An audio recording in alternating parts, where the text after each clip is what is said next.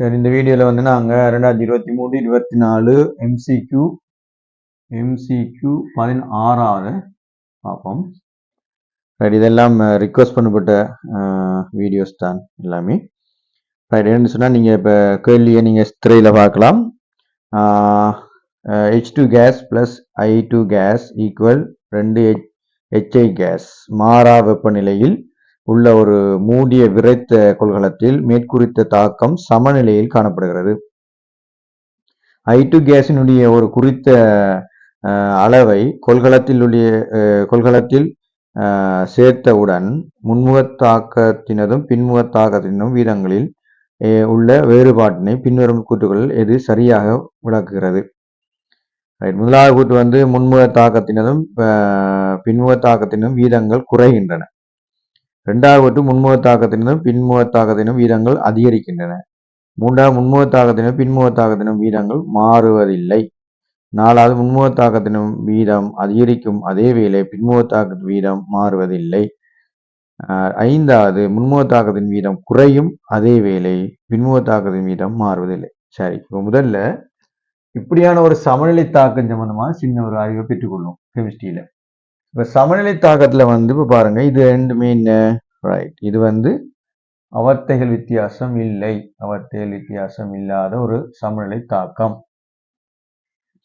ஏகவின சமநிலை தாக்கமாக இருக்கும். ஏகவின சமநிலை தாக்கம், வேற அவத்தை வித்தியாசம் இல்லை, எல்லாமே ஒரே அவத்தில் இருக்கிற ஏகவின சமநிலை தாக்கம் என்று சொல்லுவோம். ஆகவே இப்ப என்ன நடக்கும் என்று சொல்லி சொன்னா, சமநிலை தாக்கத்துல இது சமநிலை அடங்கிட்டு என்று சொன்னா என்ன செய்யணும்னா, முன்முக தாக்க வீதமும் பின்முக தாக்க வீதமும் சமனா இருக்கும்.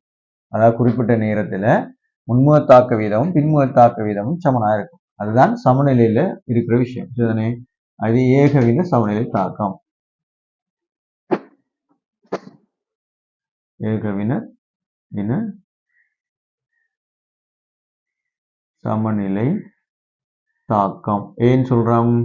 எல்லாமே வந்து ஒரே அவத்தில் இருக்கு. அதாவது தாக்கிகளும் விளைவுகளும் ஒரே அவத்தில் இருக்குன்னா என்ன செய்யணும்? ஒரே சடத்துவ நிலையில் இருக்கணும். அதாவது இது கேஸ் இருக்கு, எல்லாமே கேஸ். ஆகவே இது எல்லாமே என்ன? ஒரே அவத்தையில்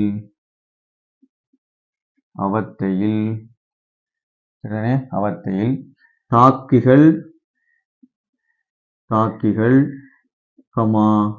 விளைவுகள் காணப்படுகின்றது.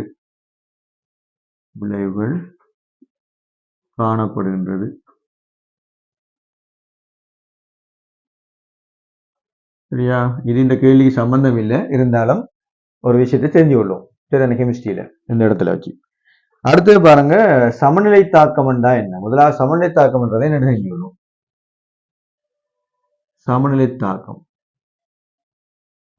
சமநிலை தாக்கம் என்று சொன்னா என்ன?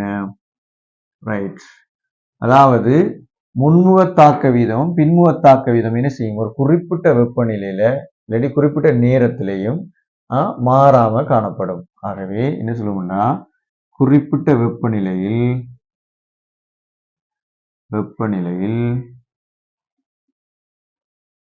குறிப்பிட்ட நேரத்தில்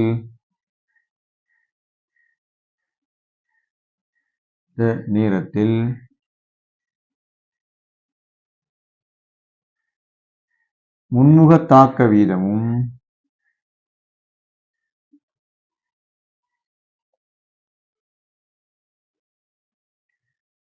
நேரத்துல வந்து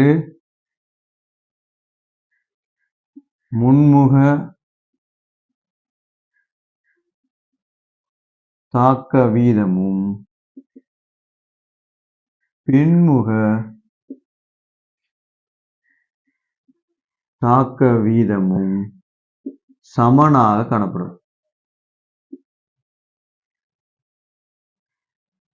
காணப்படும். சரியா? அப்படி இருக்கும்போது இந்த பக்கம் நடக்க தாக்கம், இந்த பக்கம் தாக்கம் நடந்தா என்னுடைய சமநிலையில என்ன நடக்கும்? ரைட், இது ரெண்டு தாக்க வீதங்களும் சமனாக இருக்கும். சரியா? ஓகே, இப்ப என்ன நடக்க போகுதுன்னு சொன்னா, நாங்க கேள்விகளை வருவோம். கேள்வி எனும் I2 கேஸின் ஒரு குறித்த அளவை கொள்கலத்தின் சேர்ப்பவுடன் முன்முகத்தாக்கத்தின் பின்முகத்தாக்கத்தின் வீதங்களை சொல்லுங்க. வீதத்தை பத்தி சொல்லிட்டான். இப்ப நாங்க சொல்லிட்டோம் என்ன சமநிலையில என்ன செய்யும், உதாரணமா நான் இது கே என்று போட்டேன்னா இது சும்மா சொல்லணும், இது கேபி என்று போட்டேன்னா இந்த இடத்துல வந்து கேஏ சமன் கேபியா இருக்கும், தாக்க வீதத்தை போடுறேன். இப்ப கேக்குறாங்க முன்முக தாக்க வீதத்துக்கும் பின்முக தாக்க வீதத்துக்கும் என்ன நடக்கும் என்றா, நாங்க என்ன செய்யறாங்கன்னு சொல்லி சொன்னா, இதுல என்ன நடக்குதுன்னு சொல்லி சொன்னா, இவங்க ஒரு திணிவு, அதாவது குறித்த அளவை கொள்கலத்தின் உள்ள, அதாவது குறித்த அளவு திணிவை வந்து என்ன செய்யறாங்க, இதுக்குள்ள வந்து குறித்தளவு திணிவு, அதாவது I2 கேஸை வந்து, அதாவது எம் திணிவு ஒரு I2 கேஸை வந்து என்ன செய்யறாங்க, உள்நுழைக்கிறாங்க சமநிலைக்குள்ள. அப்ப இது உள்நுழைக்கும் போது ஏற்கனவே சமநிலையில இருக்கும் போது முன்முகம் பின்முகம் சமனா இருக்கும். ஆனா இப்ப நுழைத்தோட என்ன நடக்கும்னா சமநிலை குழம்பிடும். சமநிலை குழம்பினோட என்ன நடக்கும், அப்ப சமநிலை குழம்பினோட இதுல அளவு எது I2 கேஸ் அளவு கூட கூட கூட கூட என்ன செய்யும், எங்களுக்கு பார்க்கவே தெரியும் என்ன செய்யும், முன்முகத்துல தாக்க வீதம் வந்து அதிகரிச்சு கொண்டு போகும். சரி, இப்ப அது நேரடியா தெரியும் எங்களுக்கு பார்க்க, முன்முக தாக்க வீதம் வந்து அதிகரிக்கும் என்றது நாங்க முதலாவது ஸ்டேட்மெண்ட் கண்டுபிடிக்கலாம். அதாவது I2 கேஸை வந்து சேர்க்கும் போது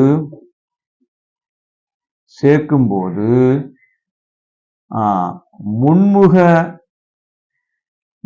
தாக்க வீதம் முக்கியம். இந்த தாக்க வீதம் என்ற வேர்ட் முக்கியமா, தாக்க வீதம் அதிகரிக்கும். சரியா, இப்ப I2 கேஸை நாங்க சேர்க்கும் போது முன்முக தாக்க வீதம் அதிகரிக்கும். ரைட், ஸ்டேட்மெண்ட் எடுத்தோம். பிறகு பின்முக தாக்க வீதத்துக்கு நடக்கும் என்று சொன்னா, இப்ப ஒரு குறிப்பிட்ட நிலை சமநிலை இருந்தபடியால, இதுவும் சமனா இருந்தபடியால எவ்வளவு முதல்ல நடந்ததோ அதுக்கு பிறகு நாங்க இந்த பக்கத்தால எந்தவித மாற்றம் இல்லாத இது கூடுது. இப்ப இது கேட்க இது கூடிக்கொண்டே வரும், I கேஸ் அளவு கூடிக்கொண்டு வரும்.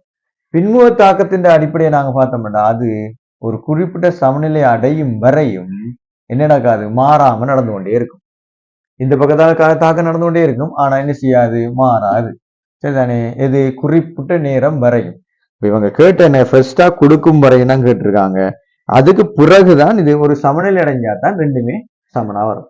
அதுவரையும் முன்முக தாக்க வீதம் கூடும், பின்முக தாக்க வீதம் மாறாமல் காணப்படும். அதான் முக்கியமான விஷயம். என்றா அதுல மாற்றம் இருக்காது, முதல்ல எவ்வளவு நடந்ததோ அதே அளவு தான் நடக்கும். அப்ப சேர்க்கும் போது அதிகரிக்கும், ஆனால்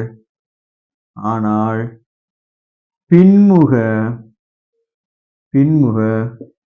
தாக்க வீதத்தில் மாற்றம் ஏற்படாது.